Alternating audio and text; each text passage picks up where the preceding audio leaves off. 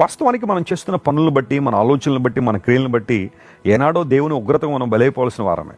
కానీ దేవుడు తన ఉగ్రతను రేపు కొనక, తన కోపమును అణుచుకుని, తన ప్రేమను మన పట్ల ఇంకా ఇంకా ఎక్కువగా ఆయన కృమ్మరిస్తున్నారు. ఎందుకోసం అంటే ఇకనైనా ఆయన వైపు మనం తిరుగుతామని, ఆయన కొరకు జీవిస్తామని, నమ్మకంగా ఆయన కృపలో వర్ధిల్లుతామని దేవుడు తన కృపను ఎక్కువ మోతాదులో మన మీద కృమ్మరిస్తున్నాడు.